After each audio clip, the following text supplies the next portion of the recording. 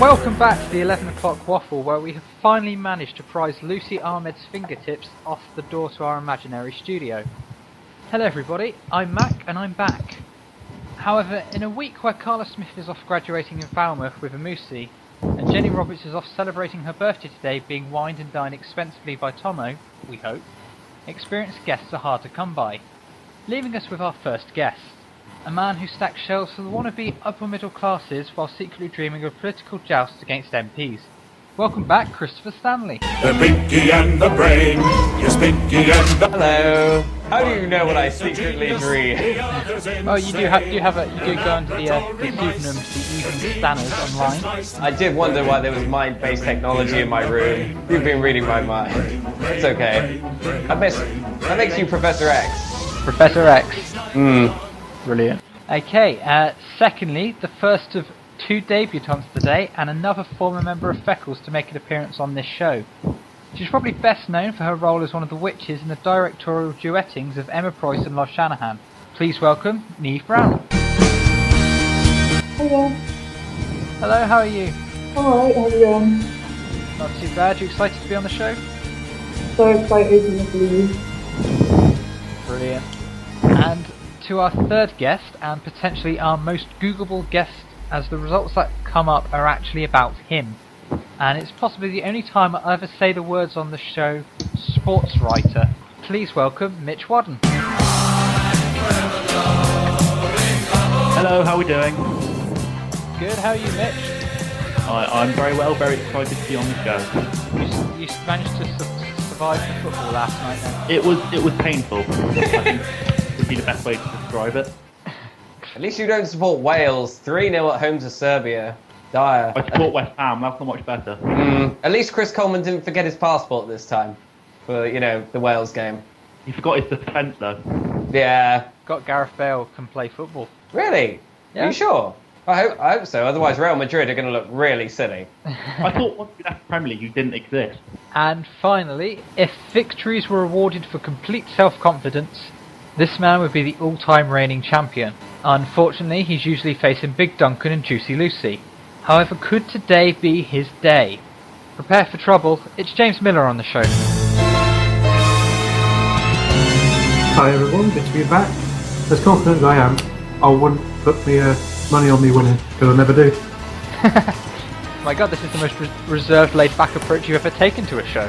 I'm trying a new tack. I think if I try this way, I will win. So actually, I'm secretly, truthfully, very confident.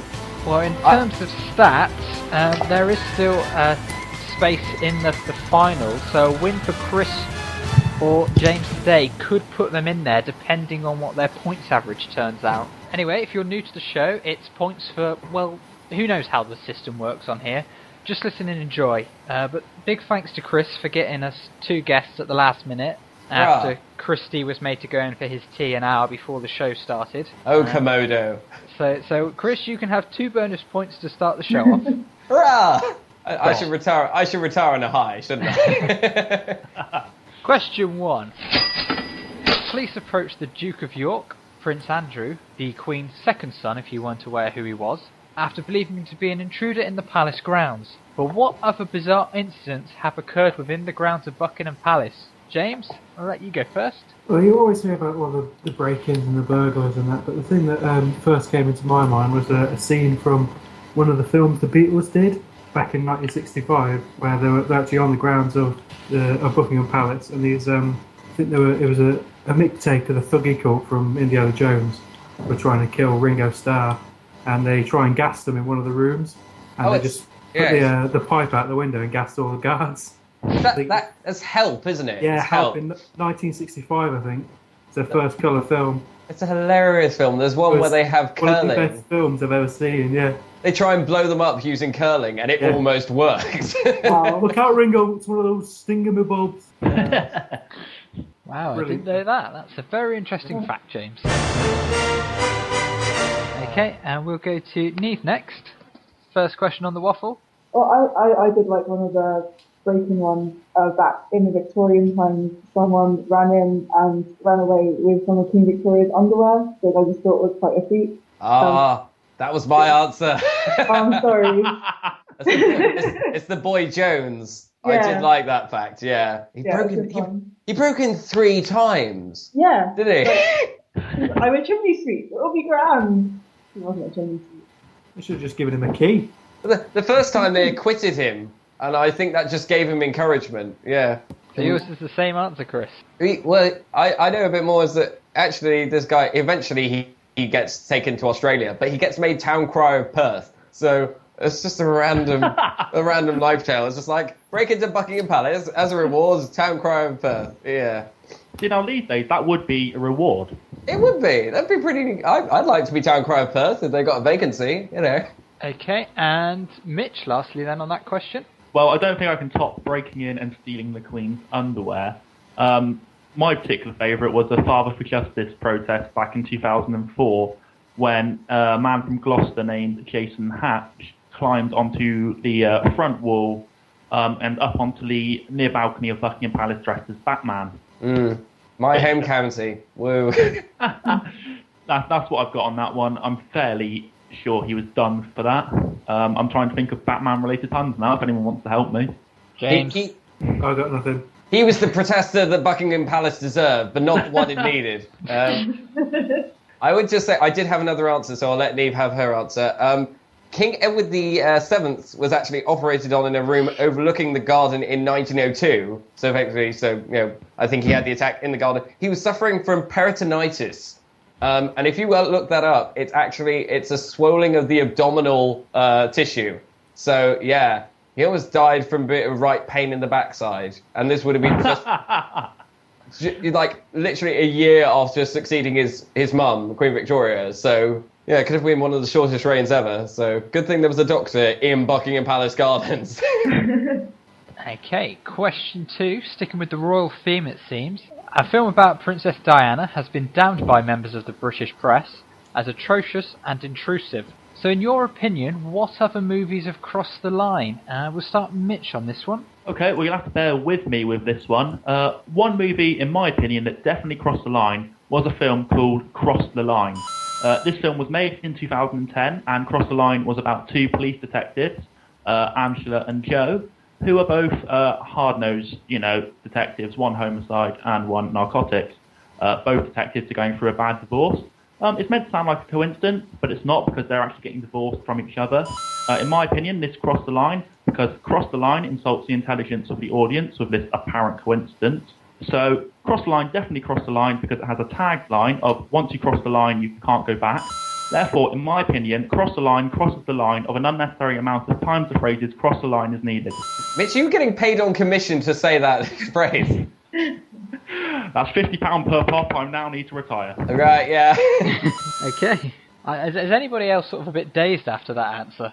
Yes. I think he crossed the line with that answer, to be honest. Stop being real words and just noises. Okay, Chris.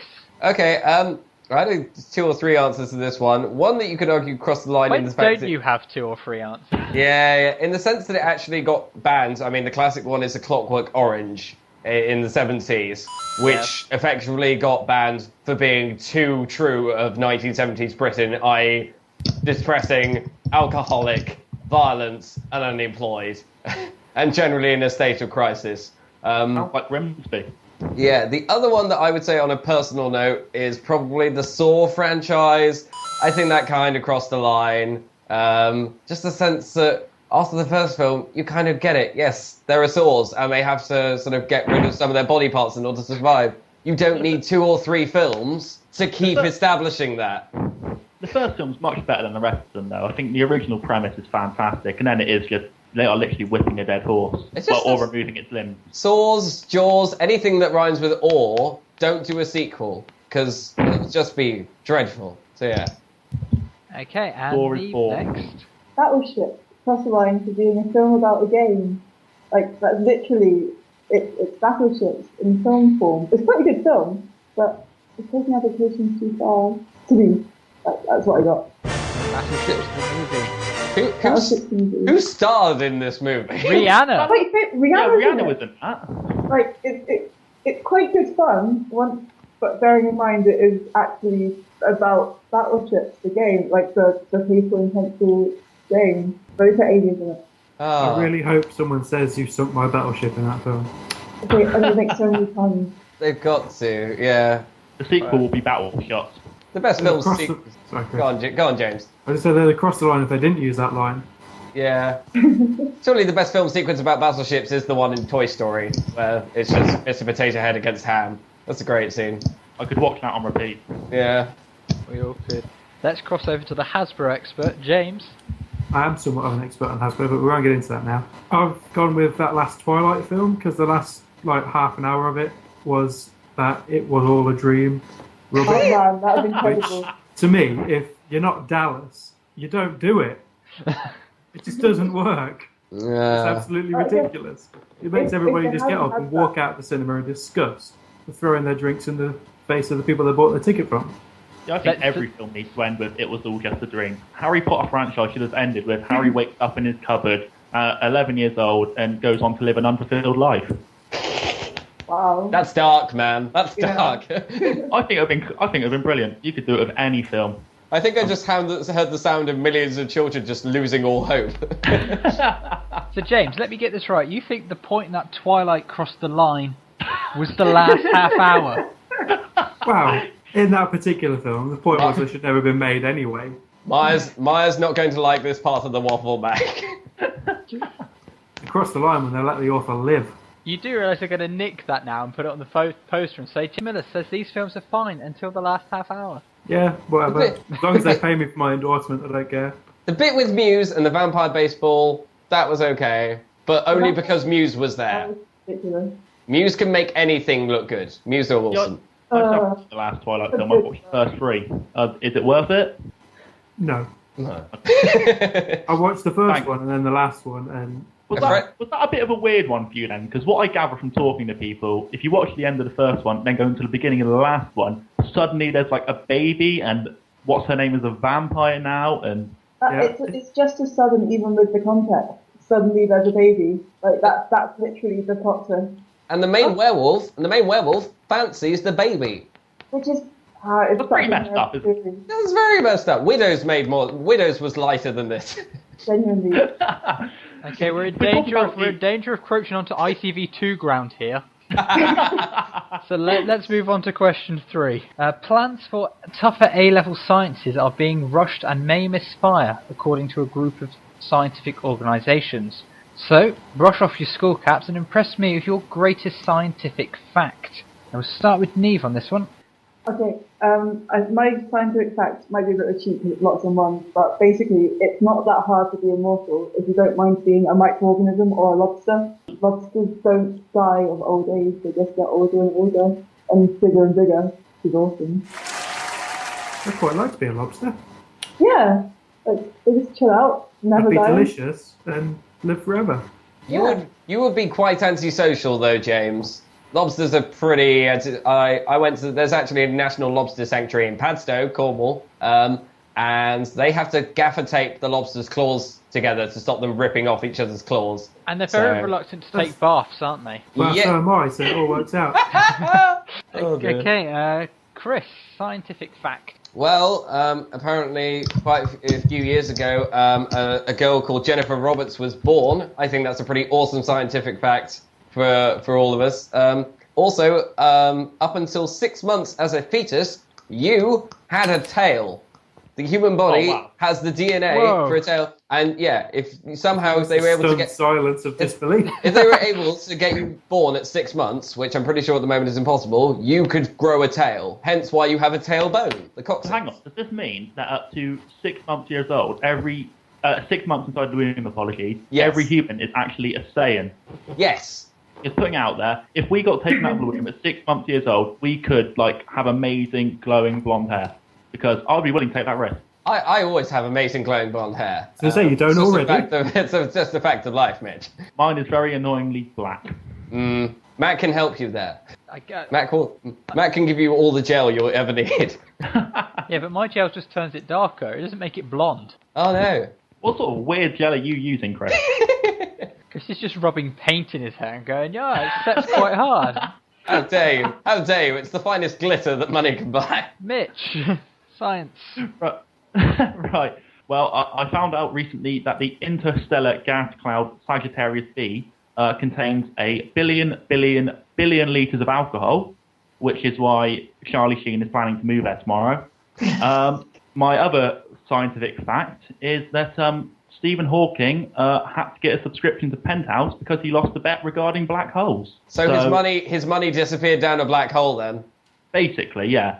Despite all his knowledge of black holes, Stephen Hawking was forced to purchase a one-year subscription to Penthouse for Kip Thorne because he lost a bet regarding black holes. Wow. So there's someone smarter than Stephen Hawking. That's what we're saying, aren't we? Well, when it comes to that, or this bloke, whoever it was, just really wanted a subscription to Penthouse. I think we can cross to that man now. James. Yes, you can. It's recently been discovered that the largest object in the universe has been found by astronomers. It's called the Large Quasar Group. It's just a jumbling bunch of quasars, which are the birth things of galaxies. And it measures 1,200 megaparsecs across. That's 4 billion light years. And according to Einstein's cosmological principle, it should be impossible to find anything that's larger than 370 megaparsecs. So it's broken the laws of physics as we know it. I always thought the largest thing in the universe was Eric Pickles. Seems this is bigger. Oh my God. I don't know. I did get the feeling that I couldn't move that freely when I worked in the House of Commons, because to be fair, Eric Pickles was there. And I didn't have to be in the same room. I'd just be like, no, there's not enough space here. Does he have the gravitational His ego would spread as well. What's he like as a person? I've always wanted to know. Straight talking, but not straight walking. Oh, Lord. Okay, time for the scores now at the end of the first round. In last place on 10, it's Mitch. Yes. Tied on 11, it's James and Niamh. And on 13, using his 2-point head start to full advantage, it's Chris. I use everything to advantage. Pull your trousers up, Chris. So after last night's 0-0 board draw, the only positive was Frank Lampard won his 100th England cap. So, give me other great centenaries that have been achieved in the world. And we'll start with Niamh on this one. Well, the one this year is a centenary of censorship, cinema censorship. Yes. Pretty much anything to find, but it seemed quite interesting. 100 years ago, you could have watched anything, and now you can't. I'm impressed you were able to find that back, Niamh. I would have thought they would have, find some way to sort of hide that. Yeah. You think there'd be some sort of firewall around that? Yeah. 1913, nothing happened. That's like Germany between 39 and 45, isn't it? It was quiet. We didn't do a lot. Yeah. Okay, we'll cross to Mitch now. Greatest other great centenaries. But before we talk about centenaries, if we're talking about England caps, I want to make a point that Emil Heskey got 62 England caps. And I mean, based on that, calculation, I should at least have 4 by now. Steve Bruce never got any. I couldn't believe that. Exactly. It's completely preposterous.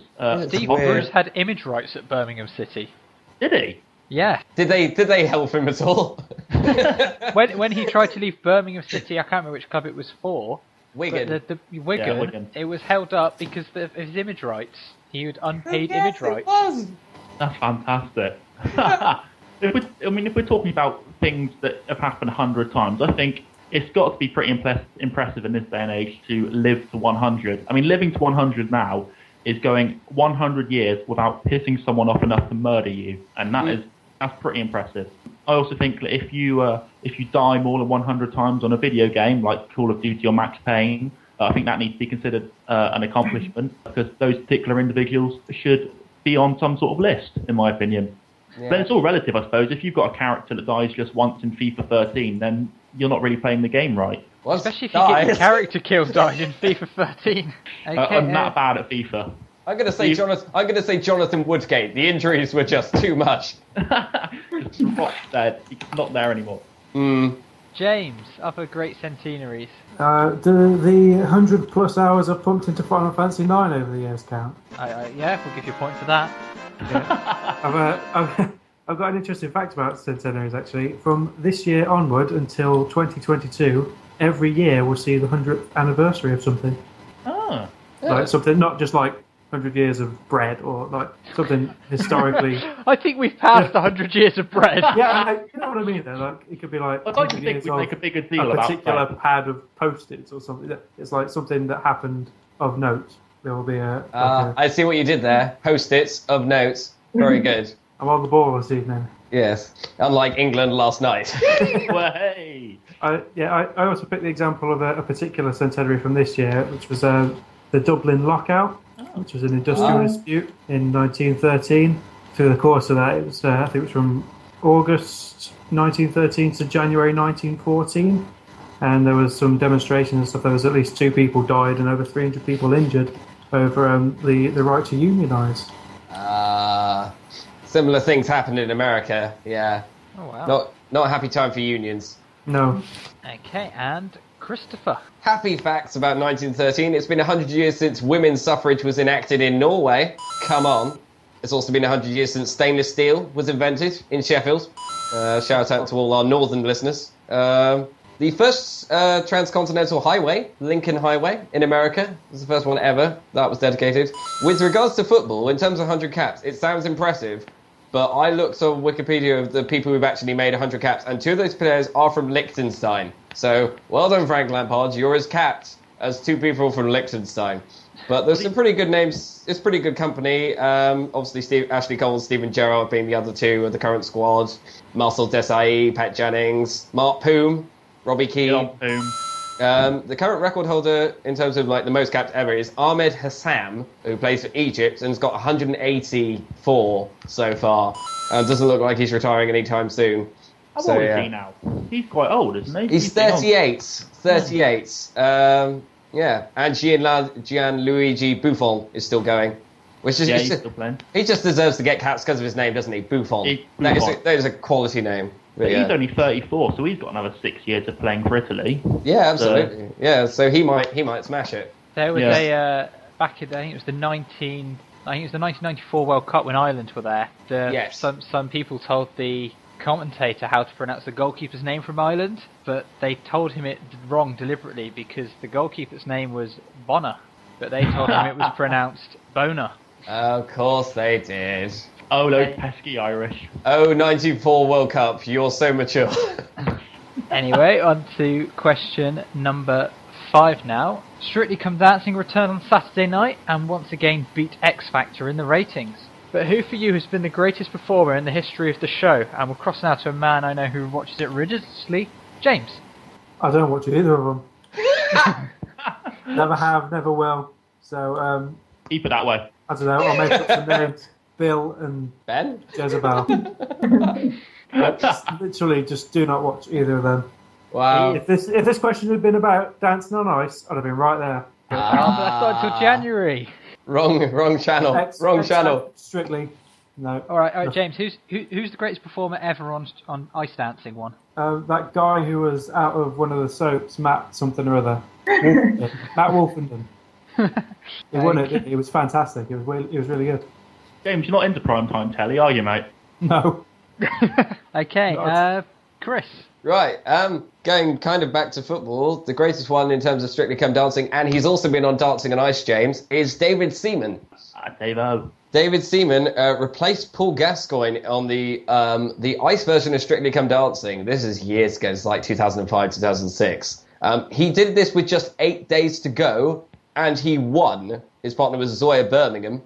The others had a month to prepare, so I think that's pretty impressive. And he went on the Dancing on Ice on ITV and came 4th, so pretty solid for a guy who really should have done better with that Ronaldinho free kick. Come on, David. Oh, I think you got to give Ronaldinho credit for that. That was a good free kick. It kind of was, but oh dear, it is painful to watch it. And we got the morning to watch that just before our physics exam in year 8. Right. And no one wanted to do the physics exam after that. We were just like, no, it's just too painful.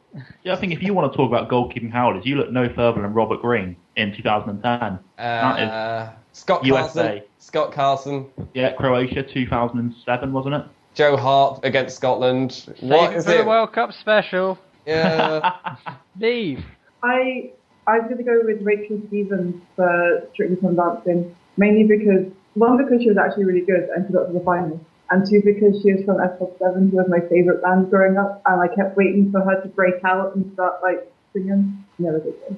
Did she ever dance to any S Club numbers, though? Because I can't imagine Strictly Come Dancing allowing that. I wanted her to, like, I wanted her to break up the ES, or, like, but no, didn't. I wanted them to be ironic and make her dance to steps, just to really rub it in. Oh. Sweet Dreams by LAX could have worked as a tango. Yeah, what can you do? She went to all, like, the very traditional ones.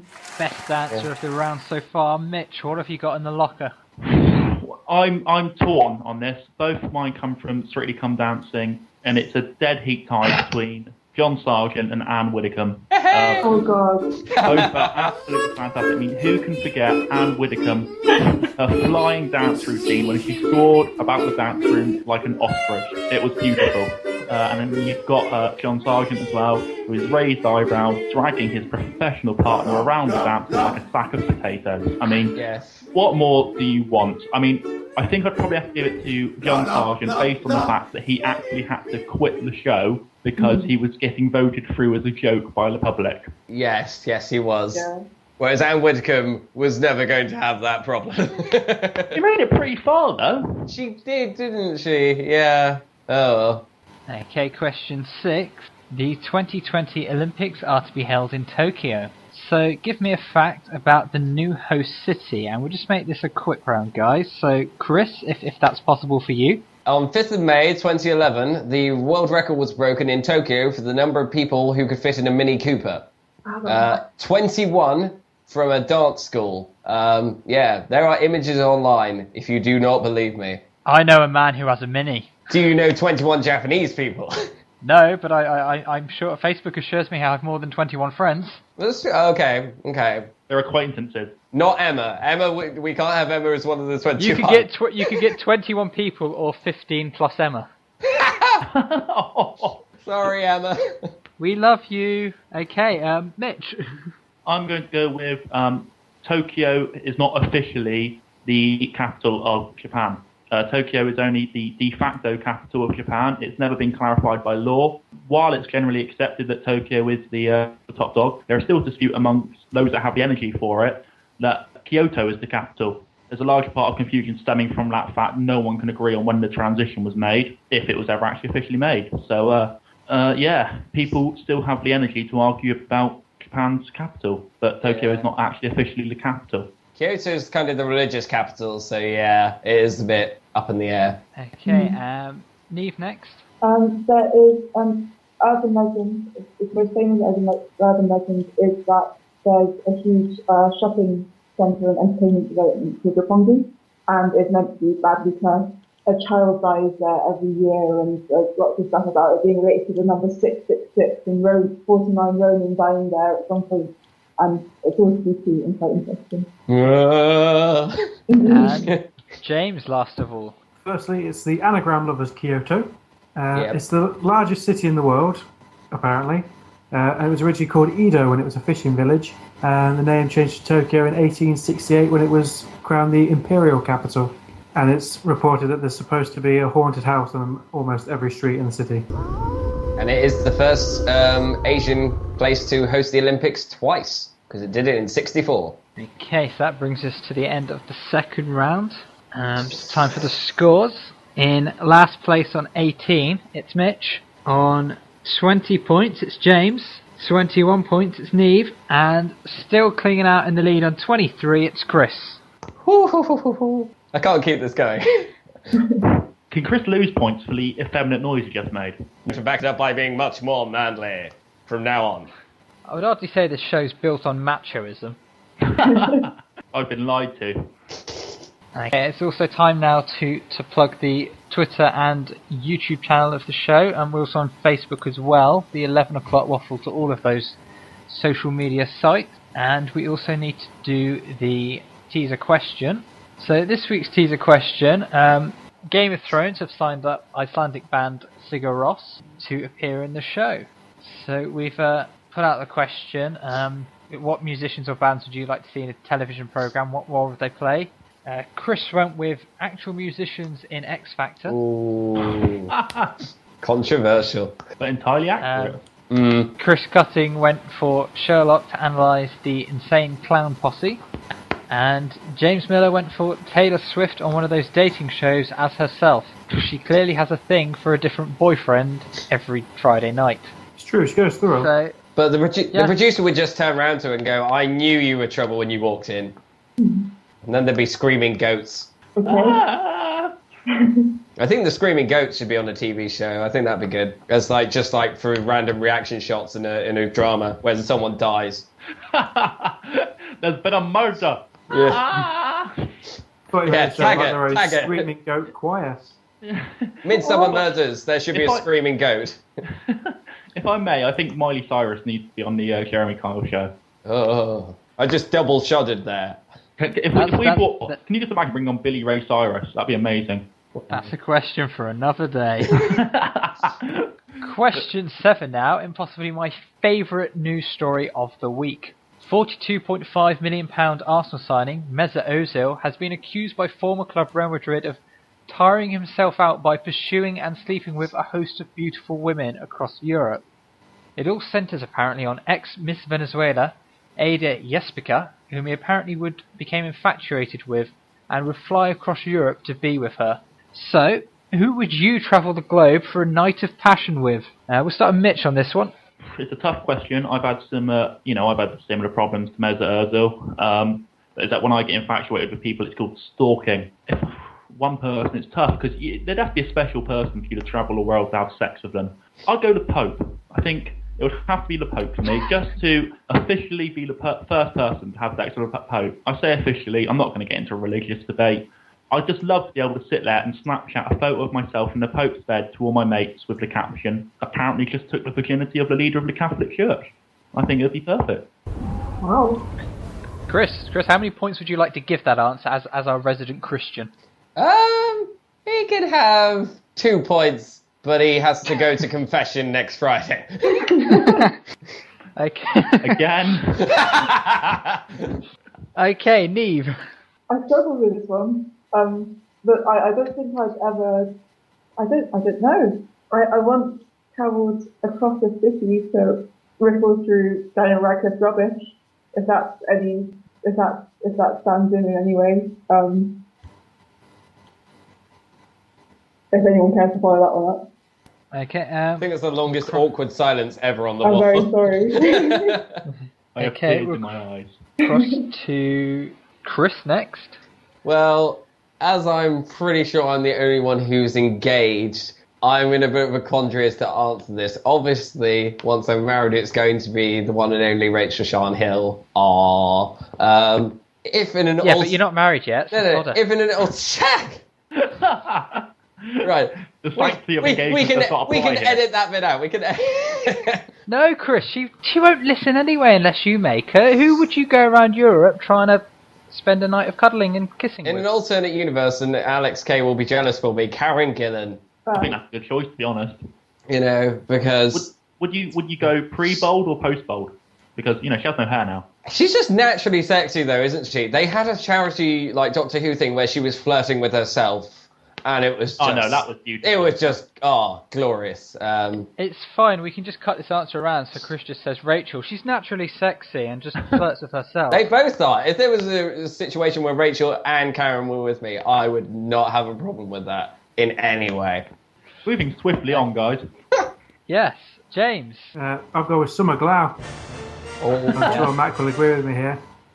Yeah. Points. She owns, builds, and drives classic muscle cars. She drinks neat whiskey before she goes to bed, and she wears nothing to bed. And she's just awesome. I would have thought Mac would have gone with Tina. I would have thought Mac would have gone with Tina Fey. Surely, come on, Mac. It's okay. Yeah, but Summer Glau is James can have more points there actually. Wow. Okay, and question 8, last of all. James's favourite band, One Direction, Oh yeah. have announced their new album, Midnight Memories, which will be released November the 25th. Can I just point out that's 2 days after the Doctor Who 50th anniversary, which is now going to be called The Day of the Doctor, which will also be shortly after our sci-fi special airs as well. Yep. More details of that to come in the coming weeks. But in honour of One Direction's Midnight Memories, what is your greatest midnight memory, Chris? Okay, I was going to say all the midnights I didn't know about One Direction, I would say. But on a One Direction theme, I did notice at midnight a couple of nights ago that there was a video of the One Direction singer Louis Tomlinson in a charity match. Yeah. Celtic All-Stars, but with versus All-Stars. He was playing for the Celtic All-Stars. This is still in Petrol charity match. And Gabriel Ogbonlahor, who's not normally known for his tackling prowess, bundled him all the more positive. bundled him to the ground. He was immediately in a lot of pain, had to be substituted, and then was physically unwell in the changing rooms. It's a good midnight memory for me. Have you heard the new chant for Aston Villa fans about Ogbonlahor in regards to that? Is it clean? Yes. Okay. Let's go crazy, crazy, crazy for Ogbonlahor. I see. Snapped that little prick and left him on the floor. No one really cares if Gabby got the ball. Tonight, pray Gabby gets the other 4. Yeah, he's got a few to work through, hasn't he?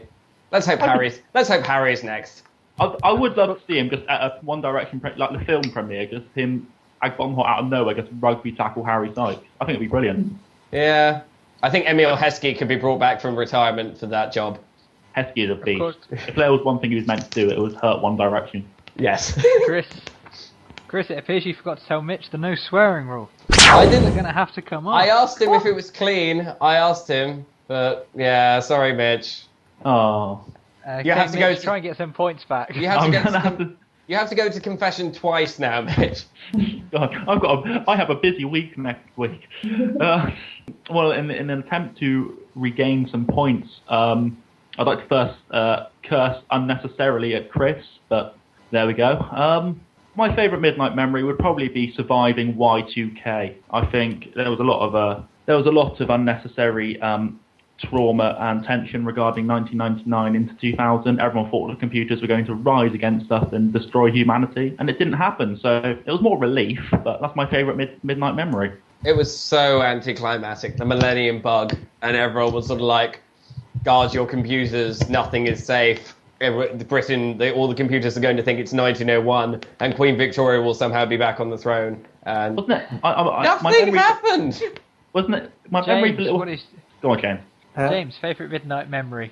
The midnight viewing of Michael Bay's first Transformers film in 2007. I was in a theatre literally that was full of Japanese people.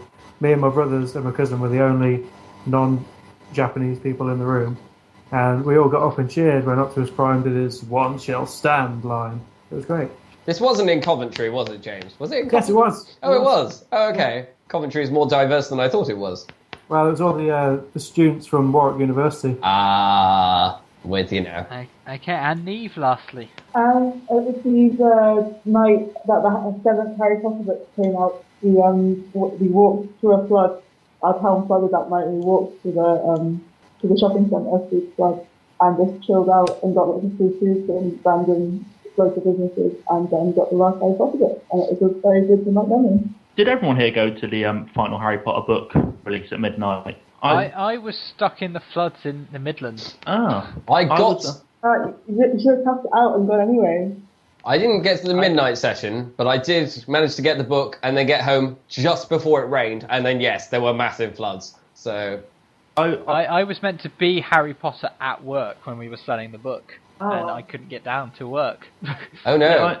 We didn't have the floods in Taunton, and I was bored and went for a midnight stroll. And the only person dressed up outside our local bookshop to buy the book was one bloke dressed as a stormtrooper. You found his lack of contextual knowledge disturbing. I did. I said this isn't the book you're looking for. Hurrah! I'm gonna have to get a rimshot sound effect. Okay, time for the scores before the final round. On 22 points, it's Mitch. I blame my swearing. On 27, it's Niamh. Yeah. 29, having a very strong last couple of questions, it's James. Narrowly ahead on 30, it's Chris. Oh. Make or break So time. now we come to our final round of everything to play for, except for Mitch. Oh. Our guests will present a news headline followed by a 20-second summary of the story. The story can either be true, and something from the past week's news, or purely fictional. The other guests will then have to guess whether the story is in fact true or fiction, true or false, and with points awarded accordingly. So this week, because there's 4 guests, we'll still stick with the 3-2-1 point scoring system for the order of most interesting, but there will in fact be, obviously, if nobody guesses correctly, 3 points up for grabs for guessing either fooling the contestants or for guessing the correct story when nobody else did. So, Chris, as you're leading, what would you like the running order to be? I would like the running order to be alphabetical order in terms of surnames. So that would mean Niamh first, James second, myself third, and Mitch last. Okay, so we'll cross now to Niamh with her news headline. Puppy which ate fake dog food has life-saving operation. Okay, and 20 seconds to do the story. Go. A puppy, a really, really cute puppy, ate some fake dog food from like a throat stop, and everyone got really upset. But then they had an operation and was okay. That was basically it. Okay, we'll cross to James now. Yeah, my headline is Pokemon card to sell at £64,000. Okay, and 20 seconds. Go. A chap has put a Pokemon card on eBay, which is apparently one of 5 ever printed, and it's supposedly one of the rarest cards in the world. He's had a dozen offers that he's rejected because they haven't reached his minimum of £64,000. Blimey. Okay, and Chris? Okay, shocking indictment of the world we live in. But apparently a survey this week has revealed how quickly, on average, an image of a newborn is posted on social media. Yeah, and that's kind of my headline. But yeah, on in 57.9 minutes is my headline, because that's how long it takes for someone to post it, apparently. 57.9 minutes. Apparently so. Okay, and Mitch, last of all. My headline is Social Network Sweet. The story is there's a ice cream maker in, I think it was Croatia, who has started selling Facebook-flavoured ice cream. That sounds strange. Okay, right. How can you share that ice cream, I wonder? Can you like it? That's what I want to know. You're not allowed to dislike it, though. They don't give you the option. Yeah, it's true. Okay, so we've got Puppy Eats Dog Food, Pokemon card for £64,000, Newborn on in 57.9 minutes, and Social Network Suite. So, James, Puppy Eats Dog Food. You buying that or not? Yeah, I'll say that's true. Okay, Chris? I'm going to say that's true as well. Bit tactical. If I match James, I should be. Is Mitch going to play safe, or is he going to gamble? It's one of those stories where it's so straightforward it could have just been made up, so I'm going to go false. So, right, so the Pokemon card for £64,000. Niamh, do you think that's true or false? I reckon that's probably true. I'm going to say true as well, because I'm pretty sure I read that. I'm pretty sure I remember reading that this week, so yeah, I'm going to say true. Okay, and Mitch, lastly. Yeah, I'll take true on that one. True, okay.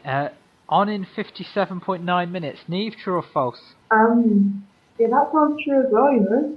Okay, James, you think that's true or cobblers? Yeah, I reckon that's true. Mitch? I'd normally say it's true, but it's Chris. So, I'm last anyway, let's go false. False, right, okay. And Social Network Suite. Niamh, true or false? I want it to be true, or true. James? I reckon that one's false. Okay, and Chris lastly. I'm going to say that's false as well. You playing tactically on this round? Very much so. He wants the win. I really do. Okay, so I've added the bonus points, and as we've got 4 guests, a maximum of 4 points, the least you can score is 1 point on that. So points for everybody on that part. So you can all cheer and clap and be gay, and it'll be fine. Woo! Okay, so Niamh, puppy ate dog food and survived. True or false? That's true. So that's Aww. a point each for James and Chris there. Fantastic. Okay, Pokemon card, £64,000. Mr. Miller, £64,000 question. True or false? It was indeed true. Ooh. It's in the Metro yesterday. So Yes, it was. Yes. points all around there. Okay, on in 27.9 minutes, Christopher. It was true. Sorry, Mitch. You trickster. So points for James and Niamh there. Okay, and last of all, the social network suite. That was true. It's true, so that's Oh wow! all three. So Niamh gets the points. All 3 points to Niamh, Ooh. which leaves us with a tie. Of course it does. Okay, so the final scores now. 27 points last is Mitch on 33 points, and very unlucky, it's Niamh. Tied on 34 each, it's Chris and James. Ooh. Oh. So we go to the tie-break round. Kylie Minogue has been announced as the new judge on BBC One talent show The Voice. Ah, yes. However, how many number one singles has she had in the United Kingdom? Okay, James, you can go first, as Chris has had the advantage through the whole show. So how many number one singles has Kylie had in the UK? I'm gonna go with 5. Okay, and Chris. Oh boy. I was going to say 5 as well, but of course we can't have that. So I'm going to go with 6. Okay, right, I can reveal that Kylie Minogue has had 7 number one singles. Oh, you're joking. Which means That- Chris is the winner of this week's show with 35 points. Wow. Okay. That I was going to say 5, so fair enough. That's... Oh dear. So what were they? So, according to the list, it's I Should Be So Lucky, Yes. Hand on Your Heart, Okay. Tears on I My didn't have that Pillow, Oh, of course. Those are the 2 I was missing. Spinning Around, Can't Get You Out Yeah. of My Head, Slow, Oh, yeah. and especially for you, and Everybody Hurts. What? REM again. She was on the charity cover. Oh, of course she was. Oh, yeah. That must have really hurt REM. Yeah. Oh. So that means Chris Stanley has won this week's show, claiming his second ever scalp of the big guns. You've already beaten Lucy, and now you've beaten James. I have, but not easily. That was a close one. It was a close one. Look, I'm not that strong on Kylie Minogue, not compared to football. If you'd gone on the sort of like people who had 100 caps, I could have Well, I was named going quite to a few. say, how many caps does England holder Peter Shilton have? Oh, wow. It's 100 and... I want to say 154? James? I have no idea what you were talking about, so I'd have no chance. How many is it actually, Mac? 125. Ah, so I was way too... James might have had a Yeah, chance. he might have had a That's chance. how the waffle crumbles. Ah, Is a line we should never ever say again on this show. no. But Chris is this week's winner, and we'll be back Hurrah, next hurrah. week with a fantastic show as ever. My thanks to Mitch, Niamh, James, and of course the winner Chris for being on. Thank you. Thank you for having us. Okay, everybody have a good week, and we'll be back again soon. Goodbye. Bye. Bye. I don't want to go.